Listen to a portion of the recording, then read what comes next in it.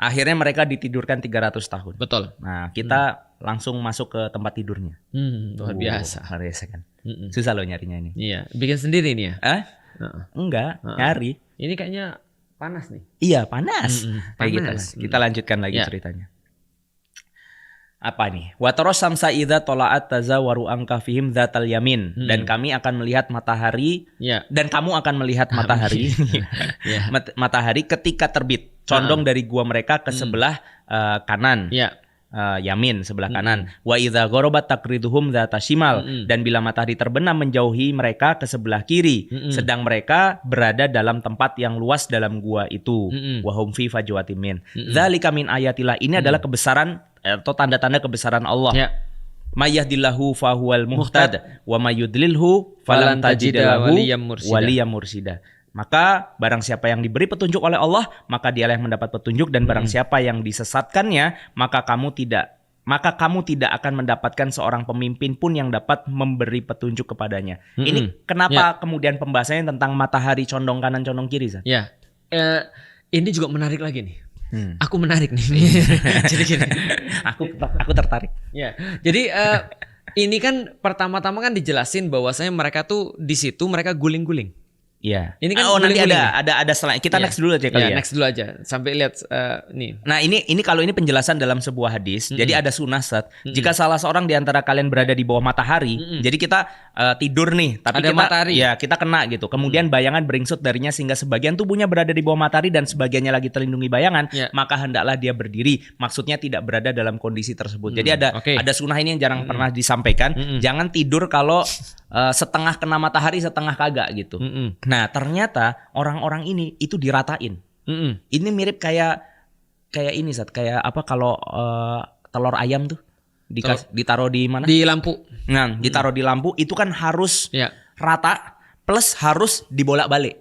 Nah, dibolak-baliknya juga ada. Betul. Ternyata. Nah, ini dalam ayat yang berikutnya, wa tahsabuhum aiqadhu wa hum rukud. Ternyata mereka enggak tidur. Tuh lihat tuh. Mereka tidur. Mereka itu bangun. Kamu mengira mereka tuh bangun, padahal mereka tidur. Karena yang ngelihat mereka itu kiranya nggak tidur. Iya. Padahal mereka tidur. Artinya mereka tuh bolak-balik. Mereka mungkin matanya kebuka. Iya. Dan segala macam. Bolak-balik. Jadi kayak ada yang membolak-balik. Ya bukan kayak ada, memang dibolak-balik. Jadi orang kan, itu ketika datang ke sana ngelihat mereka tidur. Jadi gini teman-teman semuanya, ini ada cerita yang belum aku ceritain tadi. Jadi ketika orang ini masuk, ini dalam riwayat ya, tapi artinya ini bisa berbeda ceritanya satu versi dengan versi yang lain. Ketika mereka ditidurkan itu, nah orang-orang penjaga tentara-tentara yang ngejar tadi itu sampai ke mulut gua. Iya, dan lihat. Kalau diceritanya bukan nggak lihat ya. Jadi diceritanya mereka takut. Mereka takut ngelihat gua, bukan ngelihat orangnya. Jadi nggak ketemu. Mereka takut ngelihat guanya, dan akhirnya apa yang mereka lakukan? Mereka kemudian menutup pintu gua. Jadi ketika mereka menutup pintu gua, mereka nggak takut. Mereka berkata kemudian gini, laporannya ya ke bosnya ya. Bos, mereka udah mati dalam gua. Kenapa? Ya udah, guanya ketutup. Artinya mereka nggak mau sampai masuk karena mereka khawatir di dalam ada ancaman, tapi mereka tutup pintunya, udah selesai, kekubur di situ. Nah, ketika kejadian ini berlangsung bertahun-tahun setelahnya, ada orang lewat lihat, gitu, ada pengembala atau apa, terus ngelihat ke dalam, orangnya hidup dari celah yang ada, loh. Ini orang kok mutar gitu. Betul, makanya disinilah mulai ayatnya muncul. Watahsabuhum aiqadhon wa hum rukud. Mereka tuh terlihat aiqadho itu kan baru bangun tidur. Jadi keadaan bangun tidur, wahum rukud, padahal mereka tidur. Karena kenyataannya kan mereka tidur kan dari awal kan ya. Nah, lalu kemudian apa yang Allah katakan? Dan kami bolak-balikkan wa nuqallibuhum, dan kami bolak-balikkan. Qalbu itu kan artinya terbolak-balik ya. Jadi seperti antum bilang, kadang begini, kadang begini, kadang begini. Dzatal yamin wa dzatas shimal. Dan mereka kemudian dibolak-balikkan ke kiri dan ke kanan. Kenapa? Karena tulang mereka tetap tulang manusia. Mereka perlu vitamin D. Iya itu, artinya ini yang menjelaskan kenapa mereka nggak busuk, kenapa mereka segala rupa. Itu adalah ini. Karena secara sains kalau seandainya mereka tuh tidur dan nggak kena matahari, itu harusnya mereka mati tuh. Karena metabolisme badan dia akan hancur. Antum tau nggak, tulang tuh akan menyusut kalau seandainya nggak kena sinar matahari. Minimal dia keropos. Makanya kita kan pas lagi COVID itu disuruh keluarlah rumah karena vitamin D. Bahkan dijual di Amerika sampai sekarang karena mereka itu selalu indoor, mereka dijual vitamin D dalam bentuk kapsul. Iya, dulu aku minum waktu kena COVID. Gitu. Iya. Ya asupan tambahan. Ya sih, karena ada penelitian vitamin D akan mempercepat recovery gitu kan ya, dan menghindarkan meningkatkan sistem imun. Nah, mereka itu dapat vitamin D luar biasa. Langsung dari Allah dan dibolak-balikin supaya matang gitu kan. Iya, bukan biar matang dong. Biar matang imunnya. Nah, itu maksudnya. Dan itu juga salah satu yang nyebabin mereka itu nggak dikerubung binatang, nggak segala rupa. Karena kalau mereka dalam kondisi diam, yang namanya telinga ada air cairan apa kan bisa disemutin, bisa segala rupa. Betul. Nah, ini mereka dibolak-balik. Iya, supaya kering ya. Supaya tidak lembab. Oke. Nah, dalam kebesaran Allah ini tadi ada juga yang belum kita mention, lupa, yaitu ketika mereka lari dari penjara itu, ada anjing nemenin. Iya. Nah, itu maksudnya kalau anjingnya ikut. Jadi anjing itu nemenin mereka. Nah, kita mundur lagi ke belakang ke ayat yang ini. Nah, kenapa ketika Allah menjelaskan tentang matahari ini, cerita semua tentang matahari dibolak-balik dan segala rupa, itu kaitannya tentang petunjuk Allah. Barang siapa yang diberi petunjuk Allah, maka dia yang mendapat petunjuk. Kalau nggak mau, kalau Allah nggak kasih petunjuk, disesatkan, ya dia akan tersesat. Itu kenapa larinya ke situ? Karena hidayah itu cahaya. Hidayah itu adalah cahaya, sama seperti cahaya daripada Allah. Dan cahaya itu ya tergantung Allah mau ngasih atau tidak. Makanya Allah kan berkali-kali bilang dalam surat Al-Baqarah, coba lihat keadaan orang-orang munafik. Mereka kayak orang-orang yang kalau andaikan berjalan di tengah hujan, yang kemudian saking ngeri hujannya itu mereka sampai nutupin kuping mereka pakai jempol dan semua tangan mereka itu, saking mereka nggak mau dengar kilat. Tapi masalahnya adalah mereka dalam kegelapan, mereka nggak tahu jalan. Dan kalau ada kilat mereka baru bisa lihat, baru bisa jalan. Kilatnya berhenti, mereka diam. Dan kemudian paham gak sih desperate-nya orang-orang kayak gitu? Makanya Allah bilang adalah kalau seandainya Allah sudah mau kasih orang petunjuk, itu kayak Allah memudahkan bagi dia. Allah kasih dia terang semuanya sehingga dia tahu jalannya lewat mana. Tapi kalau Allah sudah kemudian gak mau kasih petunjuk, maka gak ada satupun yang bisa membuat cahaya itu bagi Anda. Gitu. Even di tempat tertutup, di gua, di kondisi yang nggak ada penolong, itu pun Allah bisa kasih keselamatan, Allah bisa kasih petunjuk kalau Allah mau, kira-kira gitu ya. Betul, luar biasa. Artinya kalau misalkan teman-teman mungkin ini bisa nggak sih, maksudnya diartikan kayak oke, kita kan nggak di dalam gua, oke, tapi bisa jadi kita itu ya dikucilkan misalkan, atau keluarga kita ngehinain kita, atau misalkan segala rupa, kita ngerasa kayak di gua itu maksudnya sendiri, kayak nggak ada penolong, kita tuh nggak tahu harus ngapain. Ya ini ayatnya maksudnya kita harus yakin, tauhid.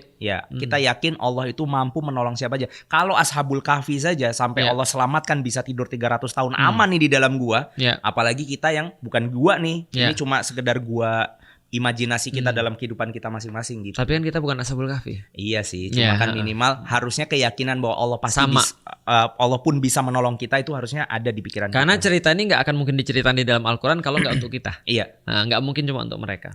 Oke. Kita lanjutkan. Nah, sekarang anjing Sat. Wakal buhum. Oh, kok masih watah sabum aikot.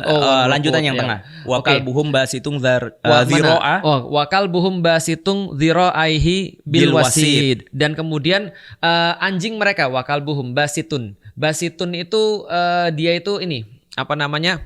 Menyelonjorkan. Basit, menyelonjorkan. Dhiro'aihi, kedua kakinya. Bil wasid. Kemudian yang depan itu bukan tangan ya? Kan zero kaki. Iya. Zero itu tangan ya, benar ya? Enggak, kaki. Anjing itu kan nggak punya tangan. Depannya apa kalau gitu? Kaki. Oh gitu. Anjing kakinya berapa? Depan 2, belakang 2. Lah ya udah. Depan tangan, belakang. Nggak bisa dong. Kalau anjingnya berdiri? Ya nggak gitu. Anjing gitu. Mana ada yang berdiri? Ya tungkai lah. Gitu kan ya. Jadi basun dizara ibil wasid, dan kemudian dia menyelonjorkan tangannya di depan gua. Dan ini luar biasanya adalah bahkan anjing pun diceritakan dengan sangat detail di dalam suratul Kahfi. Posisinya. Ya antum pernah lihat anjing dalam keadaan begitu nggak sih? Kucing sih setiap hari. Kucing kan begini ya. Anjing juga sama kan, dia selonjor, dan itu pun diceritain dalam Al-Quran. Dan orang berpikir apa pentingnya anjing diceritain? Itu kenapa? Tapi ternyata tidak ada yang tidak penting kalau itu sudah menyangkut tentang tauhid dan dakwah. Kalau dakwah dan tauhid sudah menjadi suatu hal yang kita lakukan, maka bahkan anjing pun akan mendapatkan porsinya. Apalagi manusia. Jadi ini bukan cerita tentang anjing, tapi ngapain ini anjing? Ternyata dia sampai dimention di dalam Quran, di mana berarti ini anjing paling mulia di dunia. Betul, dong. Benar, karena dia masuk Quran.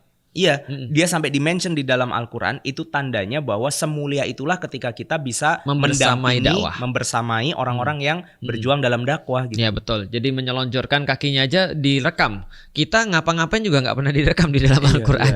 Nah artinya ya karena kita menemani orang dakwah atau tidak. Kalau menemani orang dakwah, maka anjing pun dapat porsinya, apalagi manusia. Berarti kalau zaman sekarang ya ustadz, ulama, bantuin mereka gitu ya, memenuhi kebutuhan-kebutuhan dakwah mereka, nyupport mereka ya. Betul. Masya Allah. Luar biasa. Bukan berarti kita jadi anjing ya. Cuma maksudnya anjing aja dimuliakan lah, apalagi kalau manusia gitu mikirnya kan. Anjing aja dia by the way, itu anjing kan bukan anjing sembarang anjing. Bukan anjing yang kayak anjing petarung gitu.